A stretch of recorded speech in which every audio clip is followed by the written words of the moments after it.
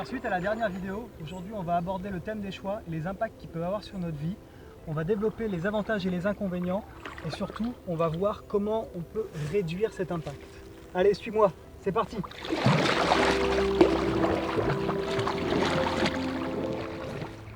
On a tous des choix à faire dans la vie, dans n'importe quel domaine de vie.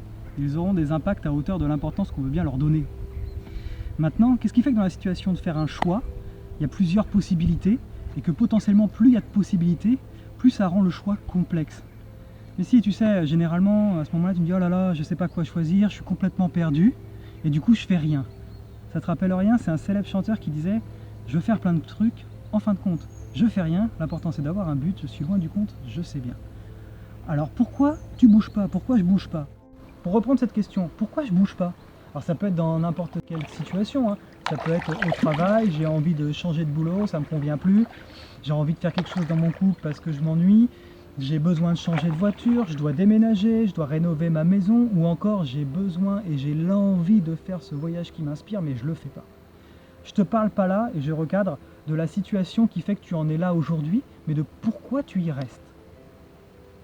Et souvent on me répond mais parce que je veux être sûr. Je veux être sûr de faire le bon choix du premier coup. Ok? Mais comment tu peux être sûr de faire le bon choix si tu l'as pas vécu ou si tu l'as pas testé? Puis d'ailleurs, comment tu peux savoir que c'est un bon ou un mauvais choix d'ailleurs? Est-ce qu'il y a vraiment des bons? Est-ce qu'il y a vraiment des mauvais choix? Et pourquoi tu veux être sûr avant de bouger, avant de faire le mouvement? Pourquoi tu veux être sûr? Généralement, on me répond toujours la même chose, c'est parce que j'ai peur de me planter. J'ai peur de me planter, j'ai peur de faire le mauvais choix. Alors d'où elle vient cette peur concrètement? Qu'est-ce qui fait que tu as peur? Je vais te le dire. C'est que cette peur, c'est un signal. Cette peur, c'est un signal. C'est le signal de te dire attention, peut-être que je vise quelque chose qui est probablement de l'ordre du fantasme. Alors qu'est-ce que c'est un fantasme? On va y venir tout de suite. Un fantasme, en fait, c'est une invention de ton inconscient que tu as mis en place, tout simplement, pour faire simple. Peut-être qu'à ce moment-là, du coup, tu perçois le bon choix comme le seul choix, un choix unique, avec 100% d'avantages. 100% d'avantages, bah oui, c'est bien confortable en fait. Hein. 100% d'avantages, ça veut dire que peu importe ce qui se passe, il y aura toujours du plaisir et tout sera positif. Alors, je dois t'arrêter tout de suite, hein. Ça c'est un mirage, ça n'existe pas dans la réalité. C'est complètement inimaginable. Ça n'existe pas. Car tout est une question d'équilibre. Tu sais, on en parlait. Une bonne balance.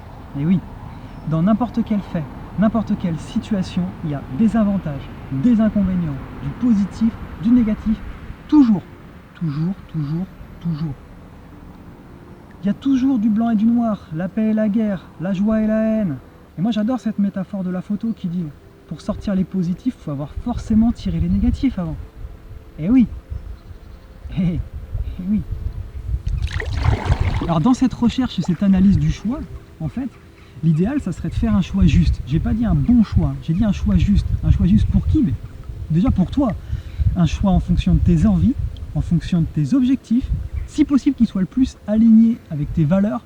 Il sera beaucoup plus facile de faire un choix qui s'oriente niveau carrière si la valeur haute pour toi c'est la carrière, parce que si c'est la famille, ça risque d'être plus difficile par exemple. Par exemple, que tu sois ok avec les avantages, les inconvénients que peut avoir ce choix, se poser la question, c'est quoi le top dans ce choix? Ça serait quoi le pire si je fais ce choix?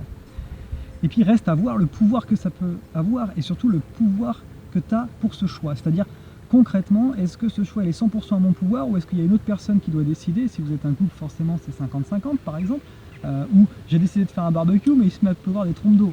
Quelque part, il y a une partie qui est plus en ton pouvoir.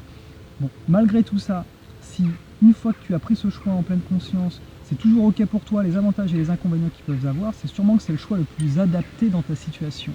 J'ai pas dit que c'était le bon choix, j'ai dit que c'était le choix le plus adapté, toujours dans cette analyse. Donc maintenant, on a vu ça, si tu intègres ce schéma, c'est-à-dire j'ai un choix à faire, il y a plusieurs solutions qui s'offrent à moi, je suis un petit peu perdu, qu'est-ce qui fait que je bouge pas? Je bouge pas parce que j'ai peur. J'ai peur de faire le mauvais choix, je veux absolument faire le bon choix. Ah, c'est peut-être un fantasme. Fantasme. Donc ça serait plus intéressant que je fasse un choix qui soit adapté avec mes valeurs, qui soit juste, qui soit aligné avec mon objectif, avec lequel je suis OK avec les avantages et les inconvénients, et si possible où j'ai un maximum de pouvoir de décision dessus. Si tu intègres ce schéma, je peux t'assurer que la prochaine fois qu'il y a la situation qui se présente, ça va réduire la charge mentale et ce fameux impact, tu sais, l'impact mental dont on parlait tout à l'heure sur ta vie. Et pour toujours aller plus loin, je sais ce que tu vas me dire. Tu vas me dire, bah oui, mais t'imagines bien si j'ai 10 000 possibilités et X choix que je ne vais pas analyser tous les choix. Et bien c'est pour ça que dans la prochaine vidéo, je vais t'expliquer comment on prend des raccourcis en visualisant la typologie de choix. Et si ça t'intéresse, je te dis à la prochaine vidéo et à très vite.